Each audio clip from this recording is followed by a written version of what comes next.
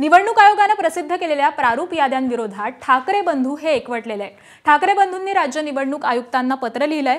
मुंबई महापालिका निवडणुकीसाठी प्रभागनिहाय मतदार यादी विभाजनातील गंभीर त्रुटी आणि गोंधळ हे दूर करण्याची मागणी ठाकरे बंधूंनी केली आहे। तर दुसरीकडे ठाकरेंची शिवसेना आणि मनसेच्या शिष्टमंडळानं राज्य निवडणूक आयुक्तांची भेट घेतली।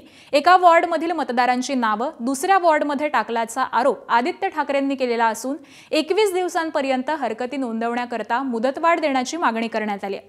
तर मागण्या मान्य न झाल्यास रस्त्यावरती उतरण्याचा इशारा देखील आदित्य ठाकरेंनी दिलाय।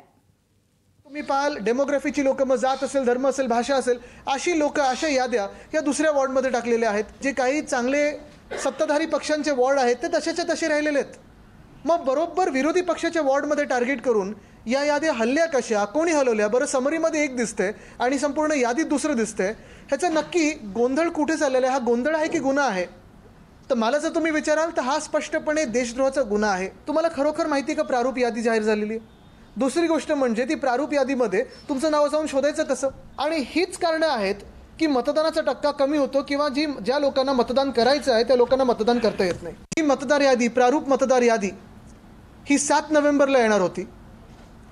तेव्हा आम्हाला सांगितलं गेलं 7 नाही तर 14 तारखेला येणार। त्याच्यानंतर 14 नाही तर आता 20 तारखेला येणार।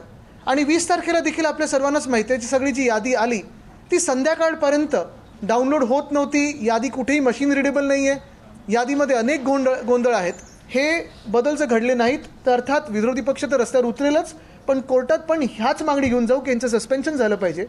आणि नुसतं सस्पेन्शन नाही तर देशद्रोहाचा कायदा झाला पाहिजे।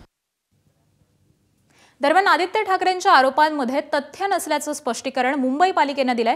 प्रारूप मतदार यादी 14 नोव्हेंबरला प्रसिद्ध करणं हे अपेक्षित होतं। त्यानुसार राज्य निवडणूक आयोगाकडून महापालिका प्रशासनास प्रारूप मतदार यादी प्राप्त झाल्या।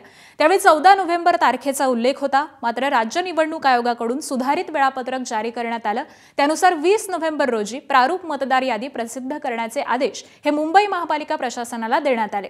त्यामुळे 20 नोव्हेंबर ऐवजी 14 नोव्हेंबर ही तारीख मतदार याद्यांवरती असल्याचं स्पष्टीकरण मुंबई महापालिकेकडून देण्यात आलंय। एबीपी माझा, उघडा डोळे बघा नीट।